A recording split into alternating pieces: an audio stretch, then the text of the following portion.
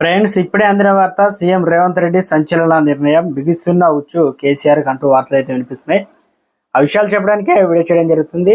Video skip చేయకుండా పూర్తిగా చూడండి, అప్పుడే మీకు ఇన్ఫర్మేషన్ అయితే అర్థమవుతుంది. ఇంకా ఎవరైనా ఛానల్ సబ్స్క్రైబ్ చేయకుండా దయచేసి ఛానల్ సబ్స్క్రైబ్ చేసుకొని బెల్ ఐకాన్ ఆల్ ట్యాప్ చేయండి. ఇప్పుడు ఇంపార్టెంట్ ఇన్ఫర్మేషన్ మిస్ అవ్వకుండా మీ ఫోన్ నోటిఫికేషన్ రూపంలో వస్తుంది. చాలా మంది చూస్తున్నారు, లైక్ చేయడం లేదు. దయచేసి లైక్ చేయండి. ఇన్ఫర్మేషన్ మరింత మందికి సమాచారం రీచ్ చేసిన వారు అవుతాం.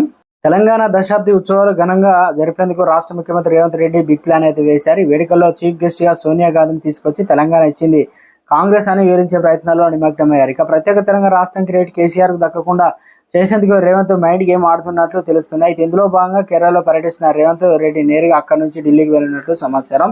అలాగే తెలంగాణ ఉద్యమకారులు కోటాలో కేసీఆర్, ఈటల హరీష్ రావు కావచ్చు, బండి సంజయ్, కిషన్ రెడ్డితో పాటు కళాకారులు, గాయకులు ఆహ్వానం పంపి సోనియా చేతుల మీద సన్మానం దిశగా రేవంత్ అయితే ప్లాన్ చేస్తున్నారు. ఈ సందర్భంగా పీసీసీ మార్పులు, రాష్ట్ర కేబినెట్ విస్తరణ అంశాలపై సోనియా అనుమతి తీసుకున్నట్లు కూడా తెలుస్తుంది. ఇక ఈ అసెంబ్లీ, లోక్సభ ఎన్నికల బరిలో నిలిచే అవకాశం లభించిన వారంతా కేబినెట్ లో చోటు లభిస్తుందని ఆశిస్తున్నారు. Phone tapping master mind కేసీఆర్దే.